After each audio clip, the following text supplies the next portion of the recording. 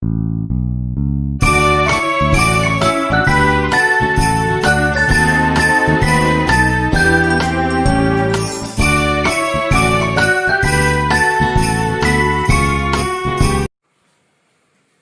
morning, student. This is our third lecture on electromagnetic induction. Remember, as far as this topic is concerned, there are so many different concepts are there, and as far as theoretical questions are concerned, hardly there might be a question for 2 marks as far as our today's lecture is concerned. So in board examination, there might be a question for 2 marks that obtain an expression for EMF induced across a conducting wire or EMF induced across a straight conductor of length L, which is moving with a linear velocity v in a transverse uniform magnetic field. So the EMF induced across the two ends of a straight conductor, it can be obtained in two different ways. So the heading of our discussion is Motional Electromotive Force. Means one can generate the electromotive force simply by allowing that straight conductor to undergo a translational motion. So that's why translational motion of a conductor. Means when a conductor undergoes a translational motion, means motion of conductor along a straight line path. So the first method, for 2 marks, either you write this method or you can write the alternate method. So we will discuss in brief. So here we are having a rectangular loop. What is the name of that rectangular loop? Consider a rectangular loop of conducting wire A, B, C, D. See here, what is the name of rectangular loop? A, B, C, D. Of length L and breadth X. When we are having a rectangular loop of length L and breadth X, then what is the area of that rectangular loop? Area of loop A equal to what? Length multiplied by breadth. So it is equal to L into X. Now look at this wire BC. A straight conductor BC. Let it is moving with velocity v. Wire BC is moving with velocity v towards the right hand side. Conductor is moving with uniform velocity towards the right hand side. Again, this entire rectangular frame, it is kept in a uniform magnetic field B. That magnetic field B is acting perpendicular to the plane of the figure and directed inward. Whenever I will show the presence of magnetic field by means of what? Encircled cross or encircled plus sign. It means that field is perpendicular to the plane of figure and directed inward. So here a rectangular loop is kept in uniform magnetic field, and that wire BC is moving with uniform velocity v towards the right hand side. What is the effect of translational motion of wire? Here wire is moving with velocity v in uniform magnetic field. So what happens to the length x? Then the length x of wire AB and that of CD will increases when this wire moves with velocity v towards the right hand side.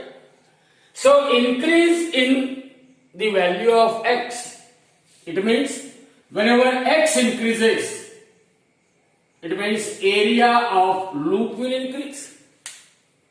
Because this wire BC is moving with velocity v, length x of wire AB as well as CD will increase. Increase in x ultimately increases the area of loop. And when area of loop increases, what happens to the magnetic flux associated with loop? See here, when this wire will reaches this position, then the number of magnetic lines of forces passing through that loop, definitely they are more. Means what we can say, when the area of loop increases, then the magnetic flux due to magnetic field B through that rectangular loop will increases. See what I am saying. That increase in X increases the area of loop. Increase in area of loop increases the magnetic flux associated with rectangular loop. Due to what? Due to the magnetic field B. So the translational motion of conductor results into increase in X. Increase in what? The length X of wire AB and CD, which ultimately increases the area of rectangular loop. Due to increase in area of rectangular loop, magnetic flux that is passing through the loop will increases. Magnetic flux that is passing through the loop will increases, and according to Faraday's law or according to Flux Rule, wherever there is a change in magnetic flux associated with a conducting circuit, whenever there is a change or increase in magnetic flux associated with a conducting circuit, then EMF is induced in it. So here also EMF is induced in a conducting loop. And this induced EMF in a conducting loop is directly proportional to rate of change of magnetic flux. Rate of change of magnetic flux per unit time. And this induced EMF will induces current I. So I is the current induced in a conducting loop, and because here the resistance offered by conducting wire is enough, so that the amount of induced current is very small. Amount of induced current is small because wire offers somewhat greater resistance. So induced current is very small, and the magnetic field produced due to this induced current is negligible. Magnetic field produced due to this induced current is negligible. Now, as far as this rectangular loop is concerned, what is the magnetic flux associated with loop? The total magnetic flux associated with loop, flux phi is equal to B dot of A. Vector B dot vector A. It means it is equal to B A cos of theta, where theta is angle between, theta is what? Theta is the angle between B and A. Here B is acting inward, and the area vector is also perpendicular to the plane of loop. Means both B and A, they are parallel. When B and A are parallel, it means theta is equal to 0. And what is cos 0 equal to 1? Therefore, flux associated, total flux associated with loop, phi is equal to B into A. But we know that area of loop is equal to L into X. So the flux associated with a rectangular loop ABCD is equal to B into L into X. B into L into X. Now we know that this wire BC is moving towards the right hand side with linear velocity, with velocity v. Means X is changing.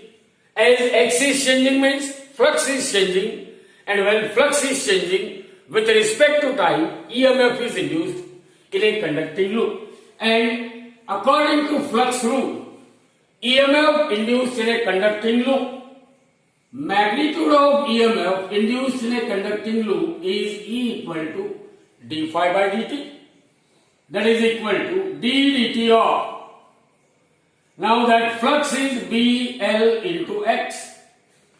See here, magnetic field B is constant. So B will be taken outside. Length L of wire BC is constant. So here we will left with dx by dt. But what is dx by dt? Rate of change of displacement is nothing but velocity of wire BC. So EMF induced, magnitude of EMF induced across the two ends of a straight conductor is E equal to BL into V, because V is equal to dx by dt. It is the velocity with which that conductor BC is moving. So in board examination only this much expression is expected. So there is a question for 2 marks or 3 marks that derive an expression for EMF induced across the two ends of a straight conductor which is moving with uniform velocity in a uniform magnetic field. So this is a question for 3 marks. Now there is alternate method also. By using what is the magnetic force acting on the charges which are lying in the moving conductor. If I say that as far as conductor BC, which is moving with velocity V towards the right hand side, if I say Q is the net charge which are present in the conductor BC of length L. What is the length of conductor? Length of conductor is L, and which is moving with what? Velocity V. So let us consider that in the conductor BC, in all we are having Q amount of charge. And when I am saying that conductor is moving with velocity V, it means these charges they are also moving with velocity V. And because this entire rectangular frame ABCD is kept in what? The magnetic field B. It means situation is like this. A charge Q is moving with velocity V in a magnetic field B. In a magnetic field B which is at right angles. Which is at what? Right angles to what? The direction of motion of charge particle. So whenever any electric charge moving with velocity V in a uniform magnetic field B, then we know that that charge will experiences a force, that is force due to magnetic field. This magnetic field will exert a force on that moving charge. What is that magnetic force? The force, magnetic force acting, moving on, or the magnetic force acting on a moving charge particle. Magnetic force acting on a moving charge particle. It is known as Lorentz force. Lorentz magnetic force. And what is that formula for Lorentz magnetic force? The Lorentz magnetic force acting on Lorentz magnetic force acting on the charge Q which are lying in the conductor BC is F is equal to charge Q into vector V cross of vector B. Vector V cross of vector B means as far as this Lorentz force is concerned, the direction of Lorentz force is perpendicular to the plane containing velocity vector and the magnetic field according to right hand rule. See here, V is pointing towards the right hand side represented by forefinger. B is acting perpendicular and directed inward. B, magnet, V, velocity. That conductor is moving, that charge is moving with velocity V. That charge is moving in a uniform magnetic field B which is acting inward. How is the direction of outstretched thumb? It is pointing upward. It is pointing what? Upward. Means here, the Lorentz force which acts on the charges inside the conductor BC is always perpendicular to the plane containing V and that of B. Here this is V and here is B.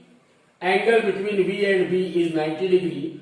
So what is the direction of force acting on charge? Force is acting, Lorentz force will act on charge Q parallel to the length L of conductor BC. Lorentz force is always acting parallel to the length L of conductor BC. Length L of conductor BC.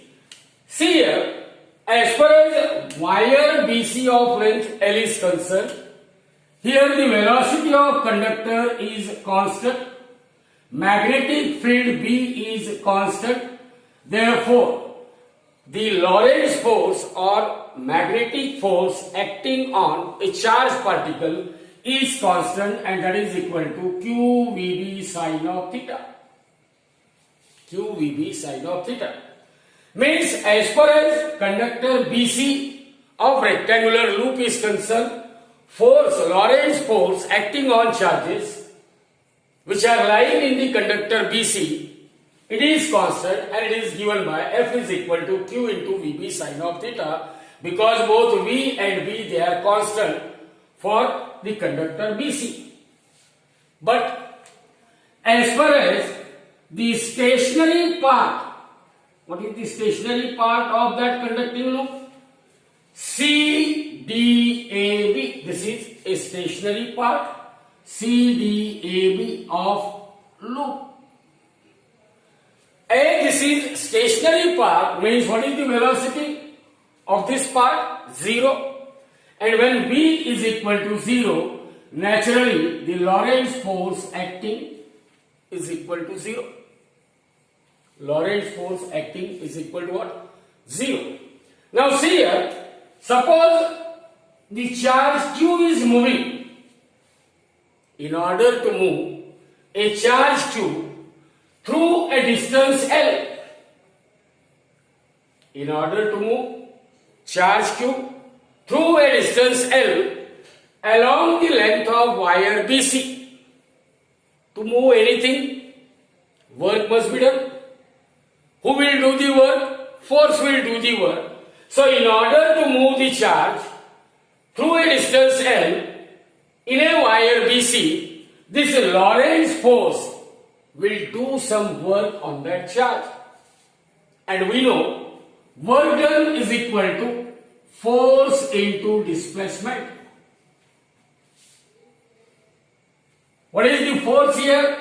QVB sine of theta. And what is displacement? L. Means in order to move the charge through a distance L along the length L of wire BC, this Lorentz force is doing this much amount of work on a charge. The amount of work done by Lorentz force in order to move the charge Q through a distance L is W equal to QVB sine theta into L. Here theta represent what? Angle between V and that of B. Theta represent angle between what? V and that of B. Now, as far as EMF is concerned, EMF E induced across the two ends of conducting wire. The EMF induced across the two ends of a straight conductor moving with velocity V. EMF is equal to work done upon charge. By definition, EMF is nothing but what? Work done per unit charge. The amount of work that must be done to move the charge through a distance L divided by the net charge. Work done is equal to, what is that work done? QVB sine theta into L divided by charge L. So this Q gets cancelled with Q. And we will have the EMF induced is VB sin theta into L. Remember that EMF induced across the two ends of rod is a maximum when sin theta is equal to 1. So when sin theta equal to 1, it means when theta is equal to 90 degree, means V is perpendicular to B. Then the EMF induced across the two ends of rod, it is maximum, and that E max is equal to BLV into sin 90 is 1. So once again we will get the same expression for EMF induced across the two ends of a straight conductor which is moving with linear velocity V in a uniform magnetic field B. So in board examination, any of these derivation can be asked for 3 marks.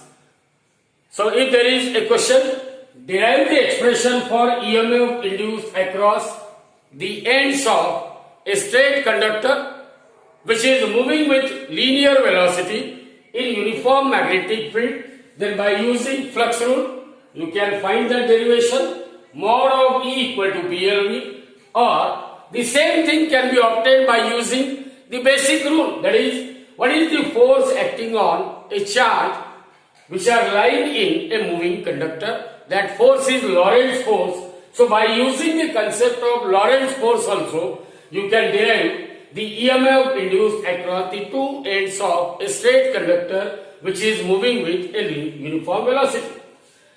Now here these are the two situations. In the first situation, this part of conductor is moving.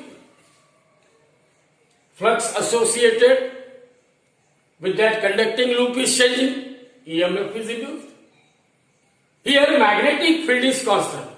Now what Faraday had observed, that instead of keeping the magnetic field constant, Faraday has just kept that entire conducting loop stationary.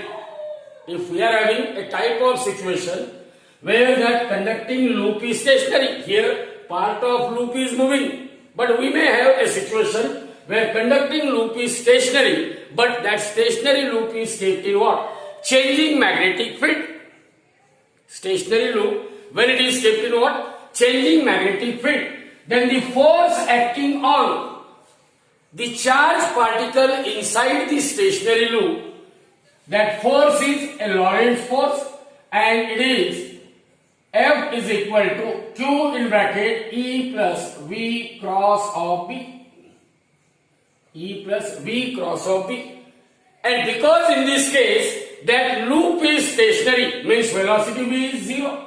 So therefore the resultant force F is equal to Q into E cross. Means the circulation of charge is resulted due to what? It is resulted due to electric field. So whenever a conducting loop is stationary but it is kept in changing magnetic field, then there will be a production of induced EMF due to this what? Due to the force arising due to what? Electric field. So this is the conceptual part. Either this or this. There might be a question for what? 2 or 3 mark, or there might be a question for 1 mark, that what happens or what is the reason for EMF induced in a stationary conducting loop when it is kept in changing magnetic field. Remember, whenever conducting loop is kept stationary in a changing magnetic field, then the circulation of charge or production of induced EMF is due to what? Due to what? Force due to electric field, F equal to Q into E. F equal to Q into E. Now in board examination, there might be a question that derive an expression for EMF induced across the two ends of a bar rotating in transverse uniform magnetic field such that bar is pivoted about one of its end. So suppose here we are having a bar of a conducting material. That bar is pivoted about one of its end. and it is rotated in a transverse uniform magnetic field. Here magnetic field B is acting on perpendicular to the plane of a figure and it is directed inward, while this bar is rotating in the plane of a figure. So we want to find out, due to the rotation of a bar magnet in a transverse magnetic field, what is the net EMF that is developed across the two ends of a bar which is rotated. For that purpose, if I say L is the total length of rotating bar, let that total length is made up of so many small segment dr. What dr is? It is a small length element or small segment of a length. So dr is small segment of length of a rotating bar, such that small segment dr is at a distance r from that end of a rod at which that rod is pivoted. Here this is a point where rod is pivoted. Pivot means like this. The scale is pivoted at this point and it is rotated in what? A transverse uniform magnetic field. So that rod of length L is supposed to be made up of so many small length segment dr. Consider one of the small segment dr situated at a distance r from that end of a rod at which that rod is pivoted. Let V represent the linear velocity with which this small length segment is moving in transverse uniform magnetic field. So this situation is similar to that of a conducting rod of length L moving with velocity V in a transverse uniform magnetic field. Then we know that EMF induced across the two ends of a rod is E equal to BLV. Wherever a conducting rod of length L is moving with linear velocity V in a transverse uniform magnetic field, then the EMF induced across the two ends of rod is E equal to BLV. Same is the situation here. That rod of length L is supposed to be made up of so many small length segment dr.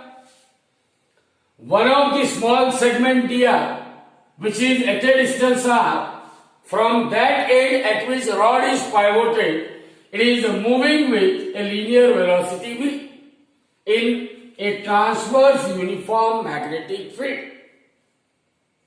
This situation is similar to that of this situation. So because this small length element dr is moving with linear velocity v in a transverse uniform magnetic field, therefore across the ends of that small length segment, small EMF is induced, and that small EMF induced across small EMF induced across the small segment is dE equal to magnetic field is V, velocity is V, and length of that small segment is dr. Hence we can say that the EMF induced across the small segment of length dr is dE equal to B into V into what? dr.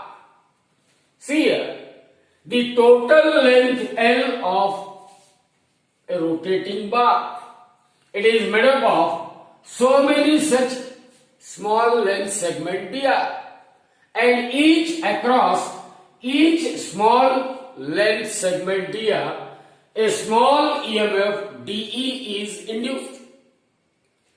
So the total EMF across Total EMF across the two ends of a rotating bar, it can be obtained as what? As a sum of small EMF induced across so many small segments. Total EMF induced across the two ends of a rotating rod is equal to sum of small EMF which are induced across small length segment, and they are all in what? Series. The EMF induced across this small length segment, it is in series with EMF induced across the adjacent small length segment. It is in series with the EMF induced across the small length segment, means the net EMF across the two ends of a rotating bar is equal to sum of EMF induced across the individual small segments. It means the total EMF across the two ends of rod, it can be obtained by integration. So the total EMF across the ends of a rotating bar, E is equal to integral of dE equal to integral of BV into dR. BV into dR. But we know that V is equal to R omega. V is equal to R omega. From the topic of circular motion, V is equal to R omega, where omega is what? Angular velocity. R is radius vector and V is a linear velocity. Therefore, the total EMF induced across the two ends of rod, E is equal to integral of dE equal to integral of B into, now in place of V you can write R omega into dr. Here limit is 0 to E, so here limit is 0 to L. Minimum length 0. Maximum length is what? Maximum value of R is L. Minimum value of R is what? 0, because this dr length may be at the point of pivot. So this is equal to B omega into integral of R dr. Limit is 0 to L and total EMF E. Total EMF E, which is equal to B omega into. Now what is integration of R dr? Integration of x into dx is equal to x square by 2. So integration of R dr, it is equal to R square divided by 2. Lower limit is 0, upper limit is L. So this is equal to B omega into. Now put first upper limit L square by 2 minus 0 square by 2. Or it is equal to half B omega into L square. So the EMF induced across the two ends of a rotating rod, E is equal to half of B omega into what? L square. And this is the expected expression. So in board examination, there might be a question for 3 marks that derive an expression for EMF induced across the two ends of a bar which is rotating about one of its end in a transverse uniform magnetic field. In a transverse uniform magnetic field.